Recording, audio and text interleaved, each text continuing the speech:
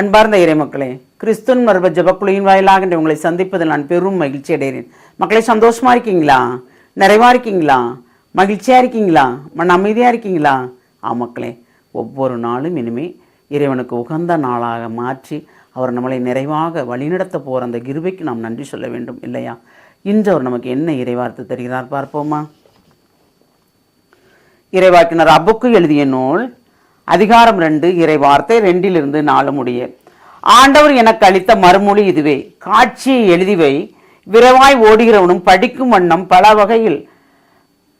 பலகையில் தெளிவாய் எழுது.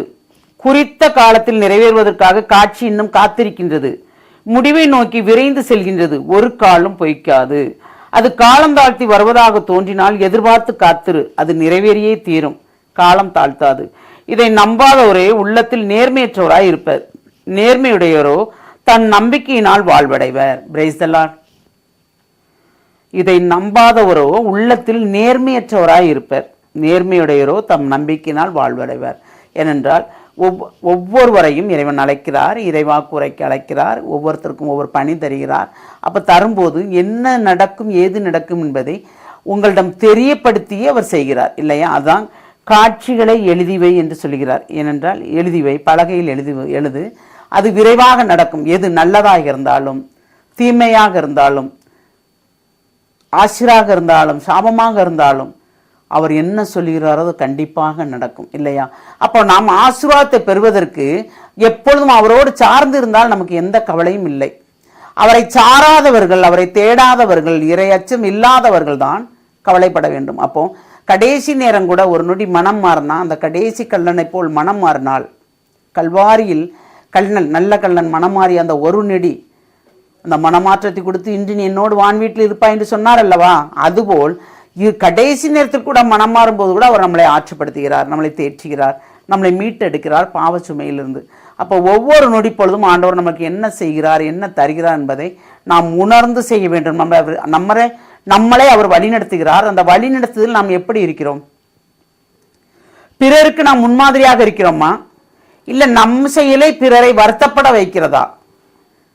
இறைவனோடு நம்ம நடக்கிறோம், இறை அச்சத்தோடு வாழ்கிறோம், இறை செய்தியை தெரிவிக்கிறோம், இருந்துட்டு பிறருக்கு முன்மாதிரி இல்லாமல் நம்ம நடத்தையே வேற மாதிரி இருக்குன்னா அப்போ அவங்க என்ன நினைப்பாங்க? இறைவனோடு இருக்கிறேன்னு சொல்கிறாங்க, ஆனால் அதுக்குண்டான எந்த செயல்பாடும் இல்லையே சொல்லுவாங்களா, சொல்ல மாட்டாங்களா?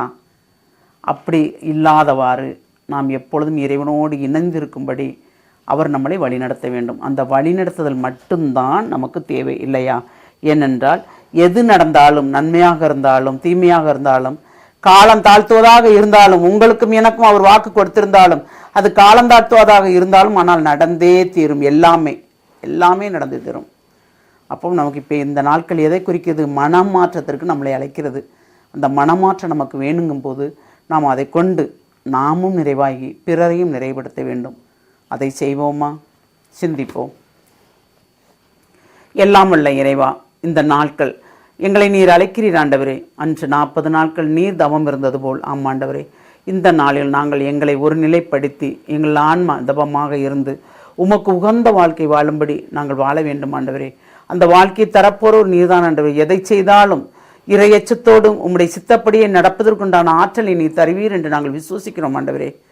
அறிந்து அறியாமல் ஏதாவது நாங்கள் சிறு தவறுகள் செய்திருந்தாலும் அதையெல்லாம் மன்னித்து நீர்தாமே எங்களை ஏற்று வழிநடத்த போகிற அந்த கிருபைக்கு நன்றி கூறி எங்களை முழுமையாக உம்முடைய இரக்கத்துக்குள் ஒப்புக் கொடுக்கிறோம். ஜெபம் கேட்கும் நல்ல பிதாவே. ஆமேன், ஆமேன், ஆமேன்.